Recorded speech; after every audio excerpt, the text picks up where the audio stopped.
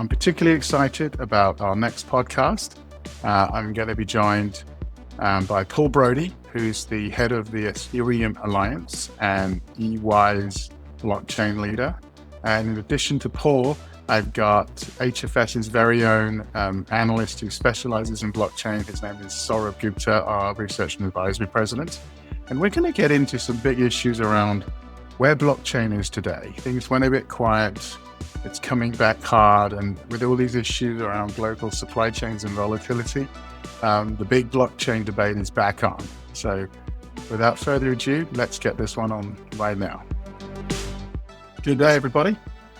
Welcome to the latest edition of From the Horse's Mouth. And today I am joined by two of the finest minds in the world, once known and still known as blockchain.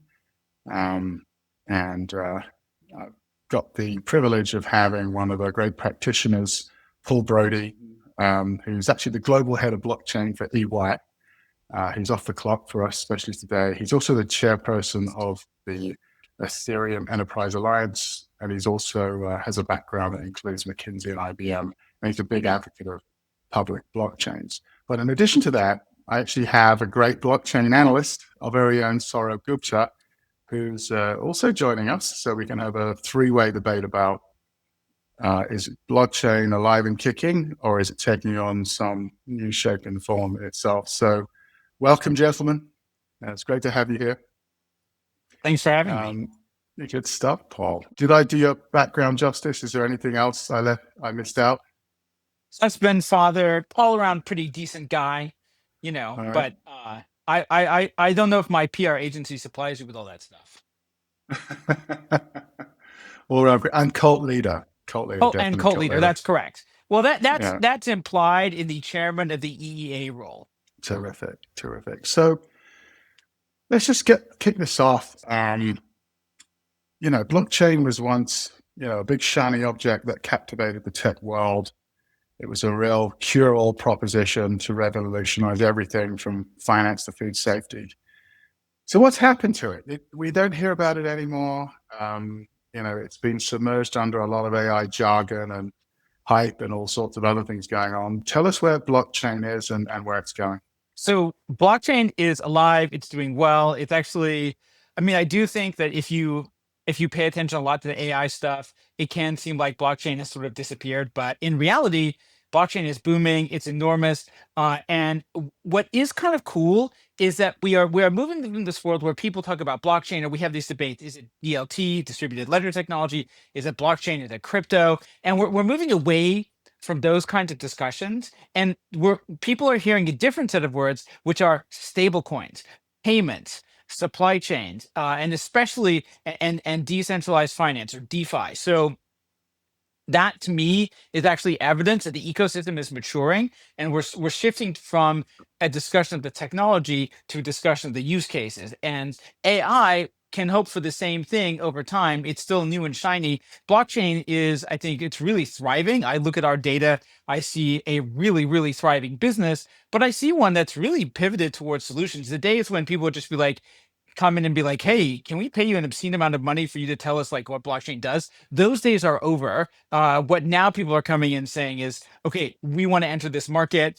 We're worried about this kind of competition. We want to enable payments. We want to do supply chain. Can you tell us how to do payments with privacy? Like, people are shifting into this very practical mode. So blockchain is thriving, but it's thriving based on applications, not hype. I agree with Paul. I think the blockchain hype is dead. Phil, which is actually a good thing in my books. But in reality, the applications of blockchain for actual business use cases is thriving. And sometimes it's useful, I feel, to do it in the background than be the shiny tool where everybody's trying to figure out how can we solve for world hunger using blockchain, right? And I think so. I think it's actually in a good shape. The big issue we have with AI today is it's all a big secret, right? But everybody wants to find success in it. 10 years, 15 years ago, if a CEO had rolled out SAP or Oracle, they'd be shouting it to the rooftops. They'd be plastering their wonderful outcomes and experiences in CIO magazine or whatever. now everything seems to be so top secret because of issues around cyber and that sort of thing.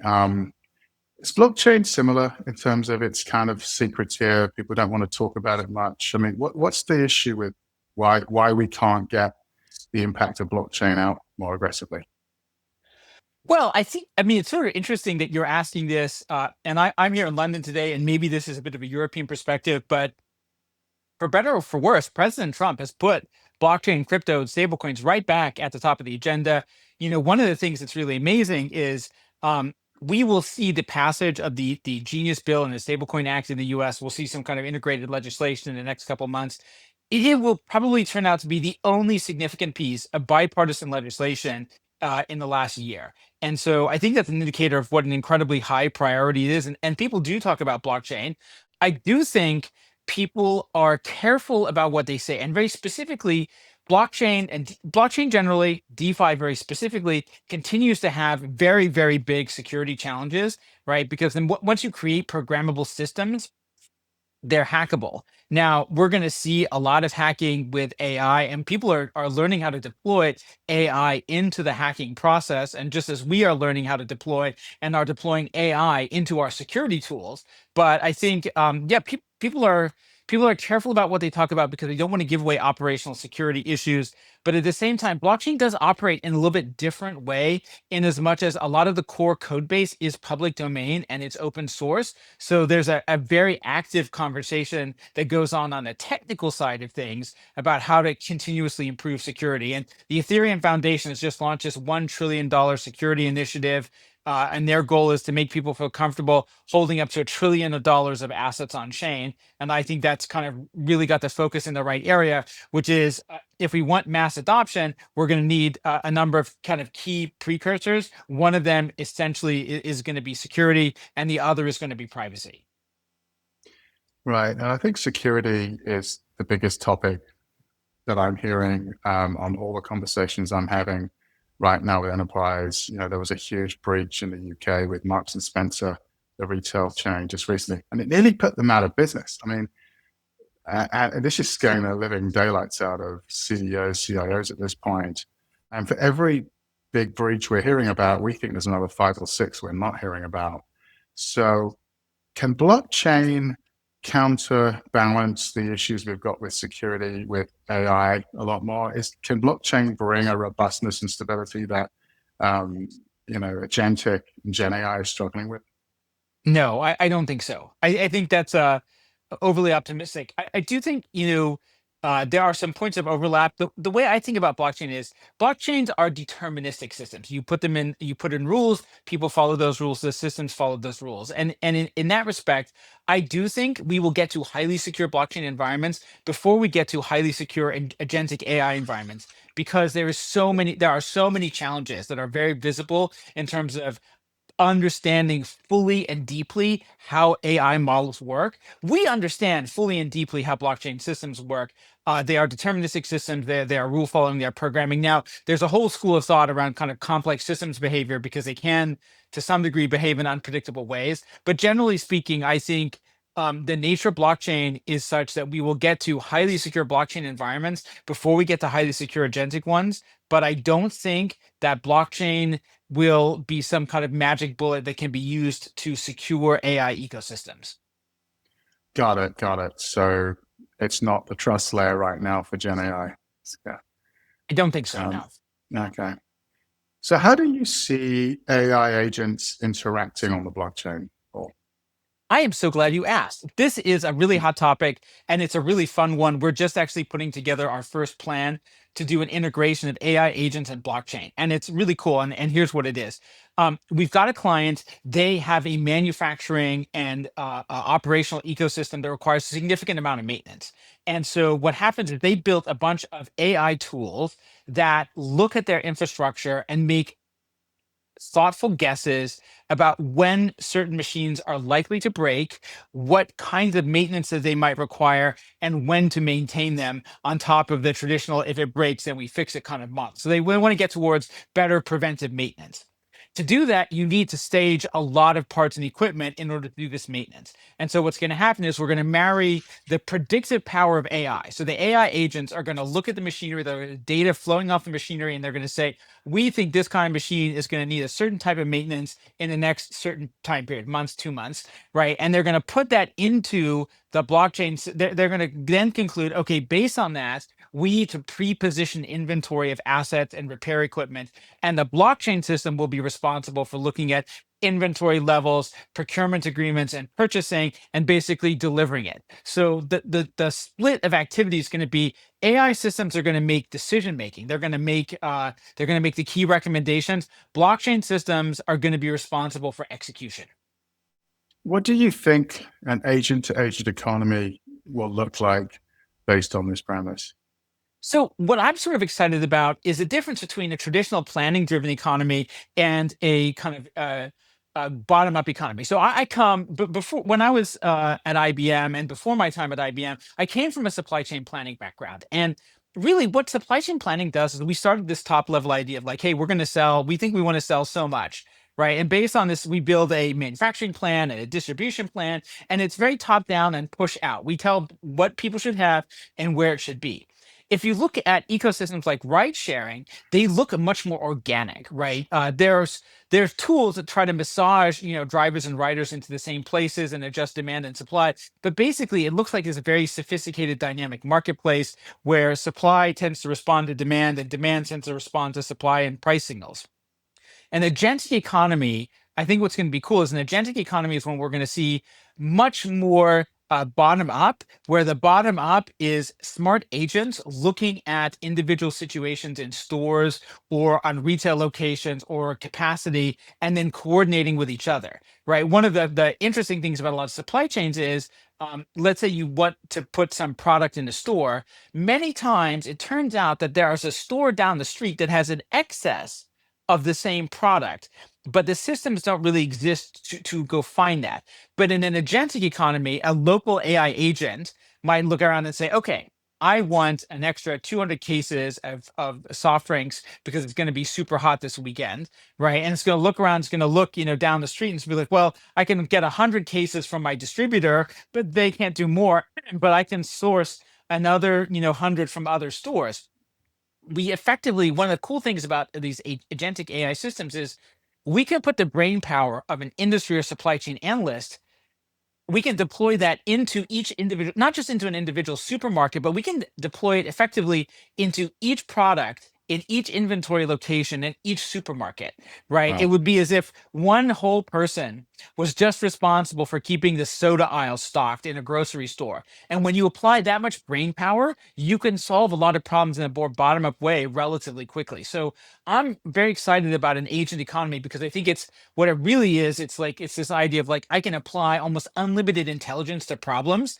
And then once I know what I want to do, I can plug it into blockchain and I can have this incredibly reliable, extremely secure transaction processing infrastructure go execute those purchase orders and shipments and inventory traceability activities. Wow. Sounds like it's just what our global economy needs right now.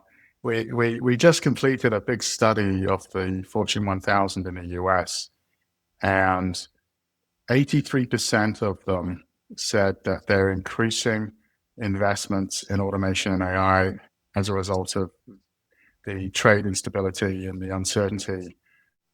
Are you crazy busy right now with clients desperate for help figuring out their supply chain issues? And two, I'd love Saurabh to weigh on this as well, because he's been looking at this from a research perspective.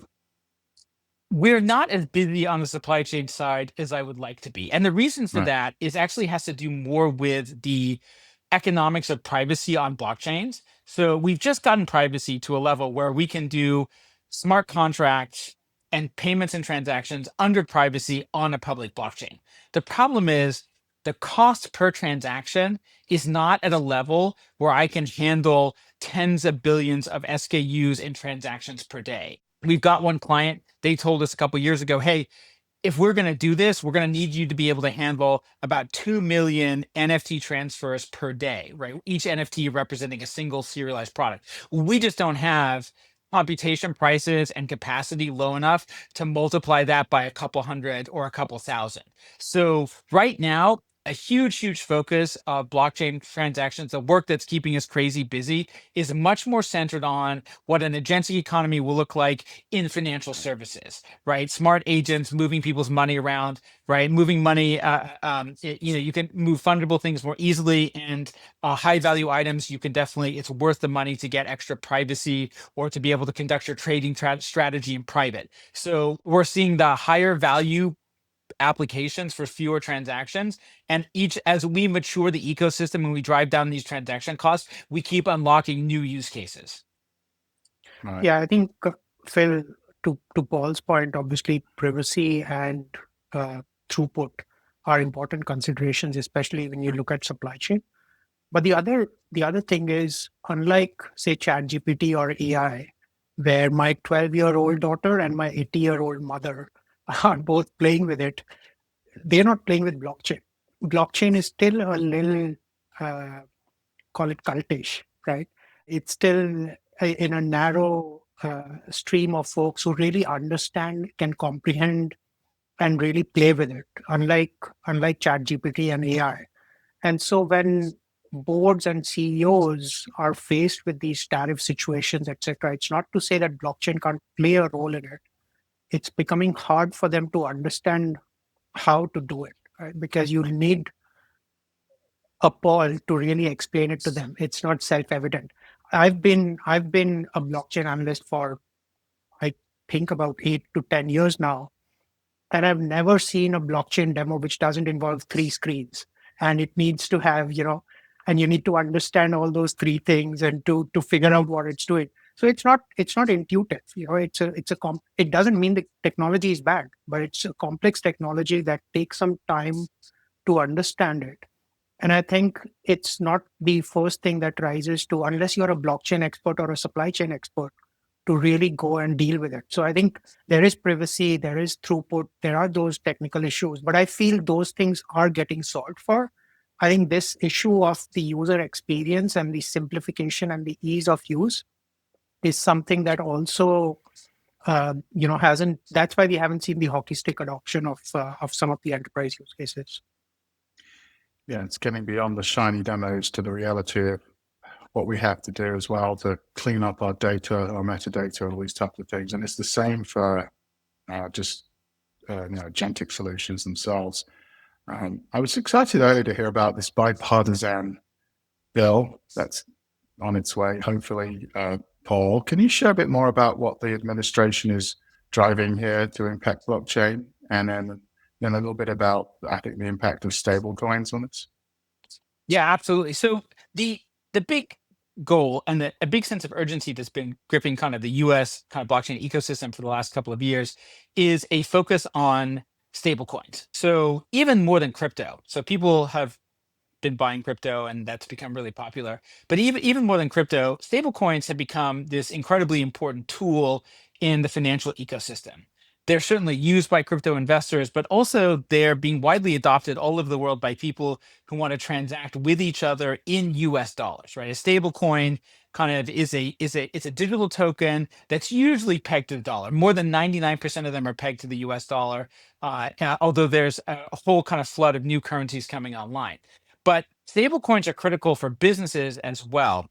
So if you're a company and your revenues are in dollars and your costs are in dollars and your key suppliers are in dollars and your employees get paid in dollars, then you would really like to transact in dollars as well. And that's the appeal of stablecoins. And EY is a good example, right? We do a lot of business in US dollars, but we also transact around the world with our business partners all the time. And again, blockchain fees, if we could move a lot of our interbank transactions into blockchain rails, we could substantially reduce our banking fees and our operating costs as a result of that. So there's tremendous interest in stablecoins, but both enterprises and banks that would like to get into this business are a little bit cautious because without a clear regulatory framework, people aren't really sure how it's going to be. And especially prior to the Trump administration, there were a lot of enforcement actions without very clearly written rules.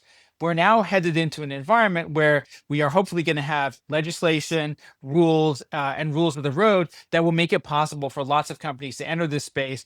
We foresee an absolute transformation of the payments ecosystem, partly driven by price and volume, because it's so easy and cheap to do transactions, even cross-border transactions using stablecoins. But that itself is going to trigger a whole nother revolution in things like cash flow management. If you can effectively make moving money instantaneous and effectively free, or darn close to free. And when I say darn close to free, I mean you can move almost any amount of money across the planet within about 30 seconds for under a penny, right? If you can do that, you can completely change how your company manages their cash flow and their available working capital.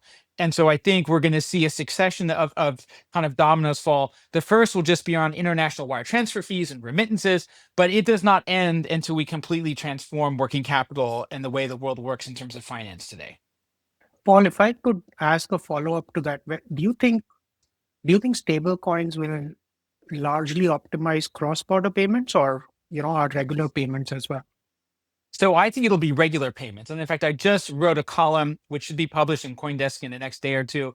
And it's called "The Streaming Model is Coming for Your Money." And what I mean by this is, so we used to buy CDs, and then we downloaded music, and now we just stream it on demand. And I think we're going to get to the same point with money. We used to hold money as cash. Then we held pools of money in like local bank accounts. But in the future, individuals, companies, people are going to stream money constantly. You work today, you get paid today, right? You use electricity, you get billed every night at midnight. I know this sounds completely crazy for a world that works today on like net 30 terms or 30-day payments and things like that. But we extend each other constantly enormous amounts of capital and working capital. And the reality is that we do that mainly because the cost of moving money is very high relative to the cost of capital. And we are now going to get to this point where, if you imagine, like, how would you concoct your business? How would you run your business if it costs nothing to move money and it happened instantly? Well, if you work today, you get paid today. If you consume something today, you get billed for it today and you pay today. And I think that's where we're headed. And so I think, as I said, it starts with international payments, right? Because international wire transfer is 30, 40, 50 US dollars for a single wire transfer, but it does not end there. It ends when we get to what I think of as a financial streaming economy, where it's transformational for people's individual paychecks. Think about payday lenders. They make a ton of money at exorbitant interest rates, tiding people over until the next paycheck. But if the next paycheck is this evening, you get paid, work today, get paid today, go grocery shopping today, those things are all possible.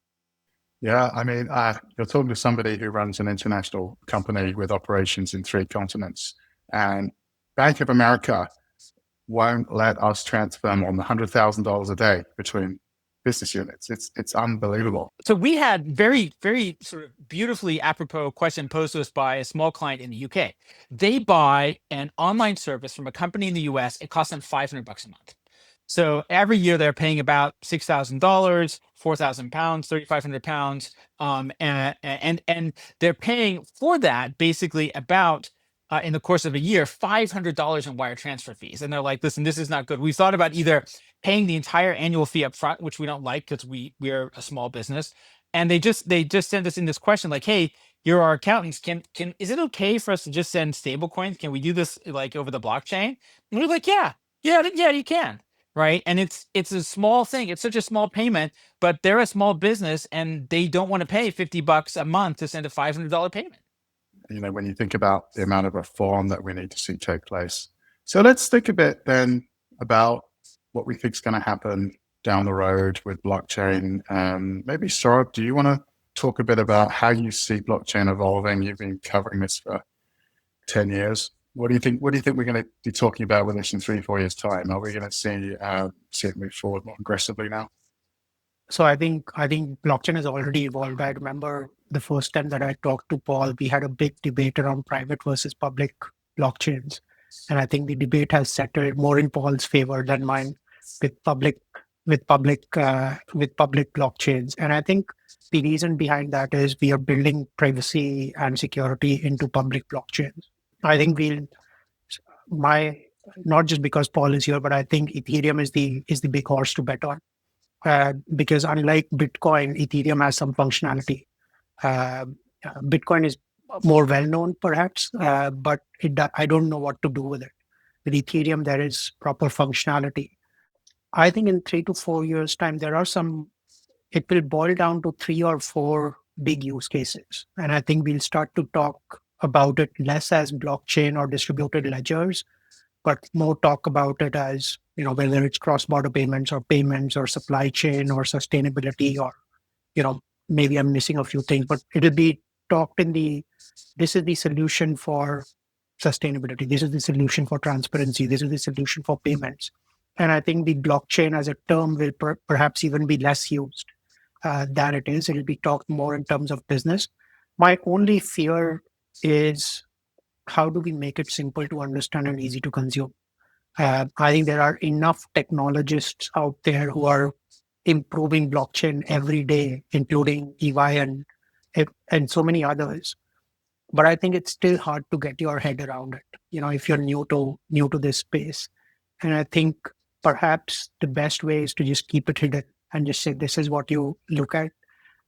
What I wish to see, Phil, is a demo which is only on one screen, which doesn't involve 5 different screens to help me understand what this thing is doing. But I think it's here to stay. I think it'll solve some real big problems that we have, both as a consumer and as business. I still think there is a layer of abstraction and simplification that we need to see. I think the technology is moving very fast itself. Thanks, Saurabh. And Paul, give me your crystal ball for maybe 2 years and 5 years. What do you see evolving? So first of all, I think Saurabh is right.